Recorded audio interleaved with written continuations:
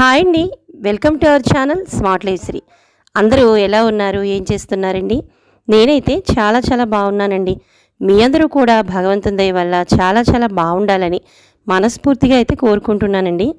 So మన daily వ్లాగ్స్లోకి అయితే వెళ్ళిపోదాం. మార్నింగ్ 5 అయితే అయిందండి. ఇంకా మన కార్యక్రమాలు, పనులు, బిజీ, హడావిడి అన్నీ కూడా మనకి మొదలయ్యేది.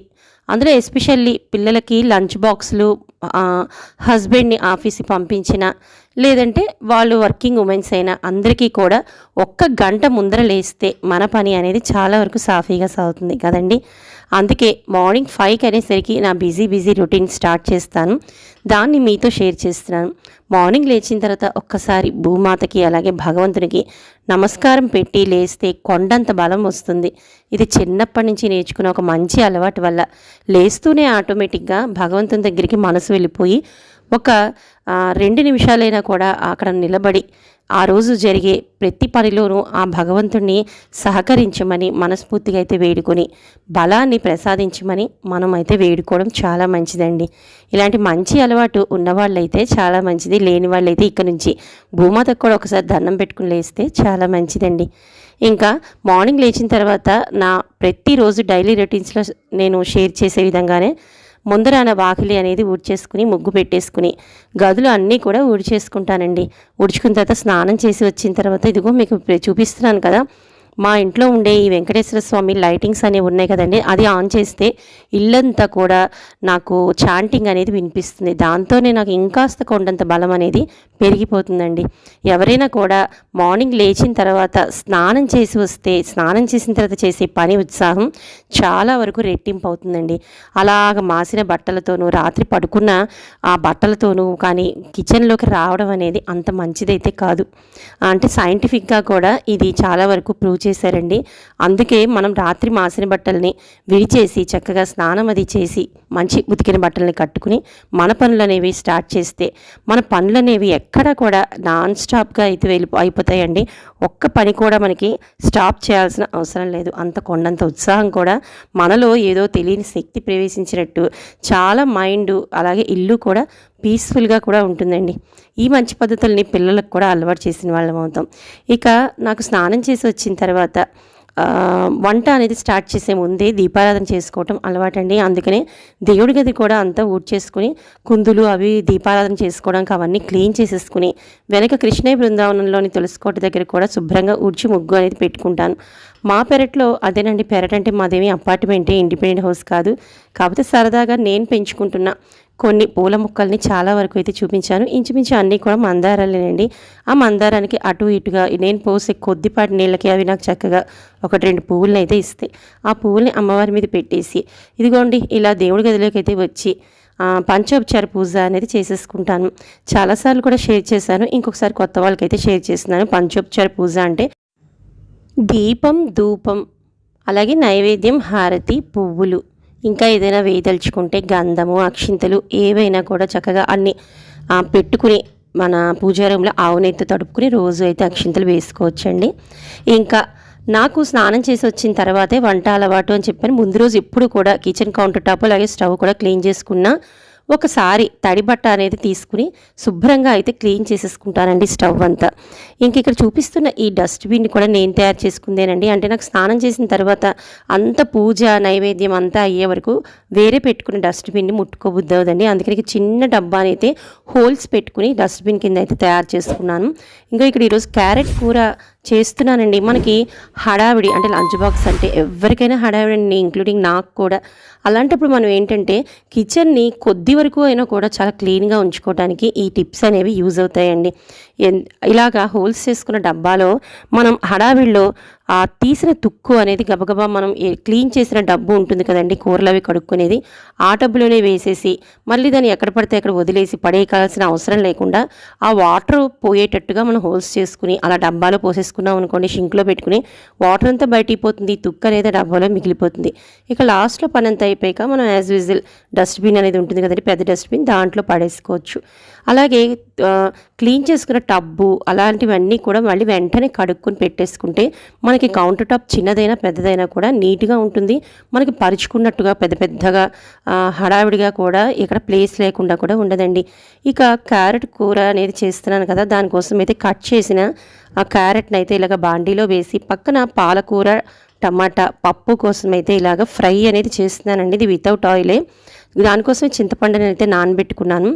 ఇక కొద్దిగా హెల్తీగా అంటే రోజు చెయ్యను కానీ అప్పుడప్పుడు నార్మల్ ఇడ్లీ లోపల కొద్దిగా క్యారెట్ అలాగే ఒక 2-3 కొత్తిమీర రెమ్మల్ని కూడా మిక్స్ చేసేసి నేను ఇడ్లీ లోపల పైన ఆవిరి మీద ఉడికించేటప్పుడు పెట్టి మూత అనేది పెట్టేస్తాను.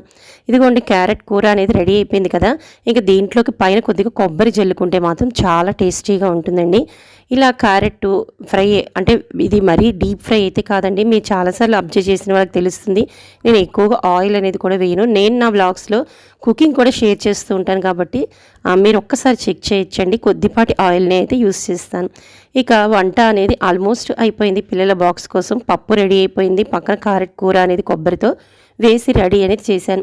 ఇక నేను పాటించే ఈ చిన్న టిప్స్ వల్లే వంట చేస్తున్నా కూడా నాకు ఆల్మోస్ట్ అయితే కిచెన్ అనేది క్లీనింగ్ అనేది ఇక్కడే అయిపోతూ ఉంటుందండి. వాటిని చాలాసార్లు షేర్ చేశాను. నేను యూస్ చేసిన ఆ కౌంటర్ టాప్ మీద ఉండే వస్తువులన్నింటినీ అలా అందరూ వెళ్ళిపోయే వరకు వదిలేయకుండానే ఎక్కడ పెట్టాల్సిన వస్తువుల్ని ముందు అక్కడ పెట్టేసుకుంటూ ఉంటానండి. అదే ఇందాక చెప్పాను కదా, కట్ చేసిన కూరకి వాడాల్సిన టబ్బు అది ఏ ప్లేస్లో తీసానో అక్కడ పెట్టుకుని, అలాగే చాపింగ్ బోర్డును కూడా వెంటనే వదిలేకుండా చాకుతో పాటు వెంటనే వాటిని క్లీన్ అయితే చేసేస్తానండి. కొద్దిపాటి ఏదైనా లిక్విడ్ అనేది వేసుకుని జిడ్డుగా అనిపిస్తే అక్కడే తుడిచేసి క్లీన్ చేసి వెంటనే బయట అనేది పెట్టేస్తాను. అక్కడ ఏంటంటే కొద్దిగా ఎండ అనేది వస్తుంది కాబట్టి చాపింగ్ బోర్డు మీద కొద్దిగా ఎండ తగిలితే చాలా మంచిది, క్రిములు అవన్నీ కూడా పోతాయి.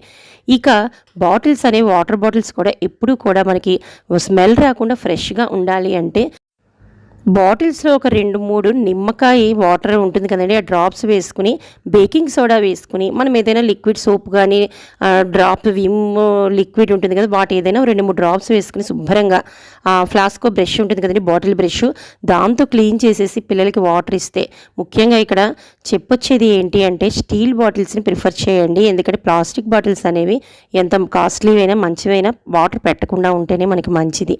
ఇక వాటర్ బాటిల్స్ అనేవి క్లీన్ చేసి వాటర్ అనేది వాళ్ళకి లంచ్ బాక్స్లకి ప్రిపేర్ అయితే చేసి బాక్స్లు అనేవి కట్టి పిల్లల్ని పంపించేశాక ఒక్కసారి మీకు స్టార్టింగ్ మా ఇంట్లో అనేది ఎంట్రన్స్ నుంచి చూపిస్తున్నాను కదండి.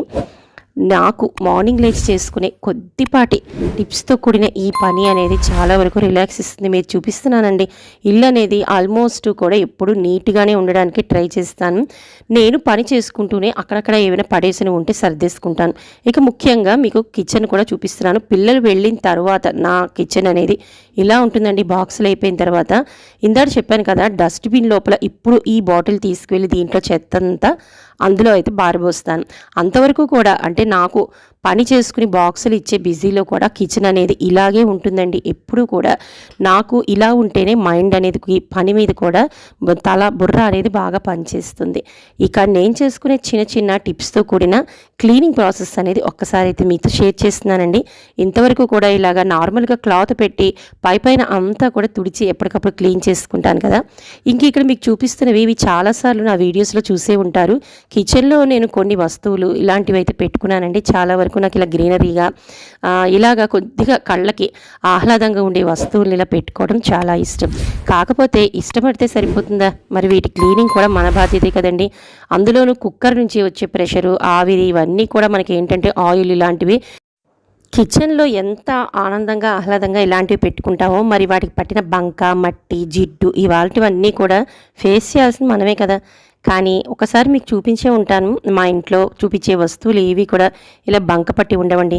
కారణం ఇప్పుడు నేను ఇక్కడ చూపిస్తున్న వీటి విధంగానే నేను క్లీన్ చేసుకుని ఉంచుకోవటం వల్లే నాకు ఆ వస్తువులు అనేవి ఎప్పుడు క్లీన్గా ఉంటాయి.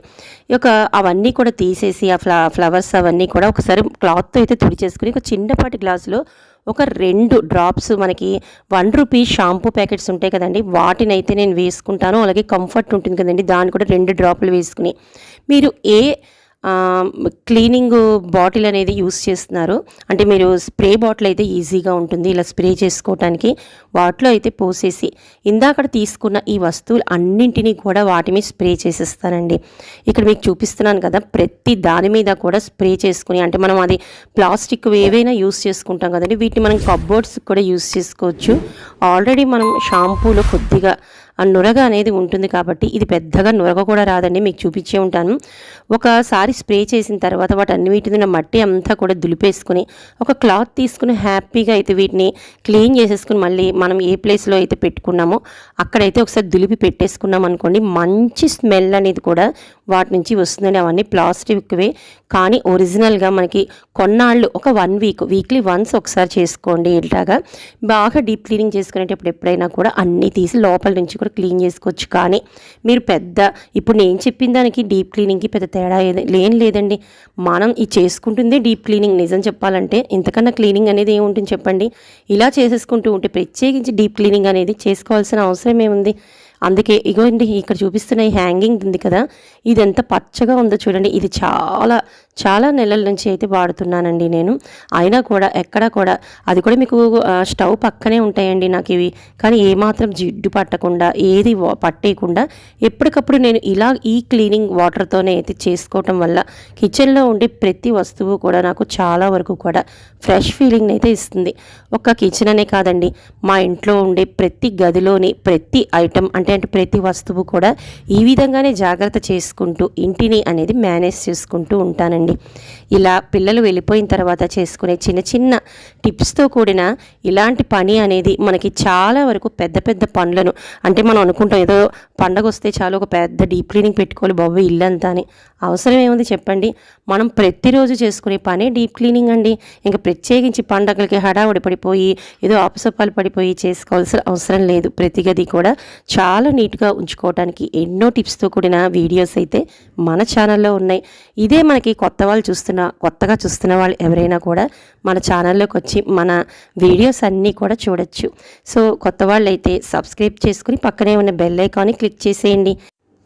ఇలా ఇంటిలోని ప్రతి మూల కూడా మనం క్లీన్ చేసుకుంటే అసలు ముందు వచ్చే పండగ రోజున మనం ఏం పిండి వంటలు చేసుకోవాలి, ఎలా ఎంజాయ్ చేయాలి, ఎలా గడపాలి అని ఆలోచించాలి తప్ప ఎప్పుడు కూడా ఇల్లు అనేది బాబోయ్ దులుపుకోవాలి, ఇలా దులుపుకోవాలి, ఏ క్లీనింగ్ బ్రష్ వాడాలి, లేకపోతే ఏ క్లీనింగ్ లిక్విడ్ వాడాలి, ఎలా క్లీన్ చేసుకోవాలి, ఎన్ని రోజులు పడుతుంది, బాధ అనేది ఉండదు. హాయిగా రిలాక్స్గా అయితే కూర్చోవచ్చండి.